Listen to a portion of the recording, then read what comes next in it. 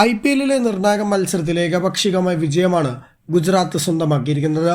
Sunrisers ഹൈദരാബാദിനെ അവരുടെ തട്ടകത്തിൽ 7 വിക്കറ്റിന് പരാജയപ്പെടുത്തിക്കൊണ്ടാണ് ഗുജറാത്ത് വിജയം സ്വന്തമാക്കിയത്. ആദ്യം ബാറ്റ് ചെയ്ത സൺറൈസേഴ്സ് നേടിയത് 152 റൺസ് മാത്രമായിരുന്നെങ്കിൽ മറുപടി ബാറ്റിംഗിൽ അതെടുക്കാൻ ഗുജറാത്തിന് ആവശ്യമായത് വെറും 16 ഓവറുകൾ മാത്രമായിരുന്നു. ശുഭ്മാൻ ഗിൽ മുന്നിൽ നിന്ന് നയിച്ച മത്സരത്തിൽ വാഷിംഗ്ടൺ സുന്ദറും റുദർഫോർഡും മികച്ച പിന്തുണ നൽകി. സൺറൈസേഴ്സിന്റെ ബോളർമാർ എന്തെങ്കിലും ചെയ്യുന്നതിന് മുമ്പ് തന്നെ മത്സരം കൈവിട്ടു പോയിരുന്നു. 153 റൺസ് എന്ന വിജയലക്ഷ്യം പിന്തുടർന്ന ഗുജറാത്തിന് തുടക്കം അത്ര മികച്ചതായിരുന്നില്ല.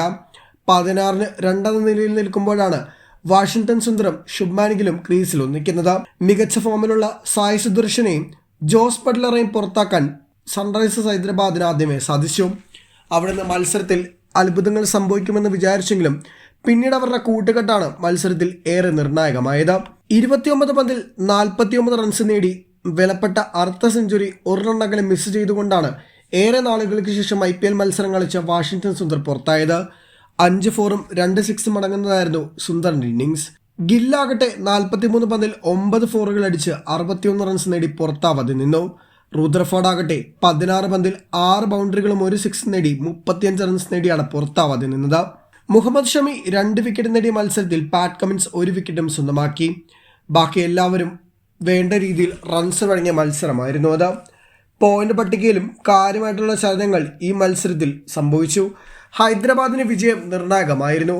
പോയിന്റ്സ് പട്ടികയിൽ അവസാന സ്ഥാനത്താണ് ഇപ്പോൾ സൺറൈസേഴ്സ് ഹൈദരാബാദ് ഉള്ളത്. 5 മത്സരങ്ങളിൽ നിന്ന് 1 വിജയവും 4 തോൽവിയുമായി 10ാം സ്ഥാനത്താണ് ഹൈദരാബാദ്. ആദ്യത്തെ മത്സരം ജയിച്ച് പിന്നീട് അങ്ങോട്ട് 4 മത്സരങ്ങൾ പരാജയപ്പെട്ടിരുന്നു. ഗുജറാത്ത് ആകട്ടെ 4 മത്സരങ്ങളിൽ നിന്ന് 3 വിജയവുമായി പോയിന്റ് പട്ടികയിൽ 2ാം സ്ഥാനത്താണ്. ഗുജറാത്തിന്റെ താരങ്ങൾക്ക് ആത്മവിശ്വാസം പകരുന്ന വിജയമാണ് കഴിഞ്ഞത്. ഏകപക്ഷീയമായ വിജയം നേടാനായത് ഒരു തരത്തിൽ ടൂർണമെന്റിൽ മുന്നോട്ടുള്ള വിജയങ്ങൾക്ക് ഏറെ നിർണായകമാണ്. പഞ്ചാബ് കിങ്സുമായി ആദ്യ മത്സരം 11 റൺസിന് മാത്രമാണ് പരാജയപ്പെട്ടത്. മുംബൈ ഇന്ത്യൻസുമായി വിജയിക്കുകയും ചെയ്തു. ഇനി രാജസ്ഥാനുമായാണ് അടുത്ത മത്സരം നടക്കാനിരിക്കുന്നത്, അതും സ്വന്തം ഹോം ഗ്രൗണ്ടിൽ.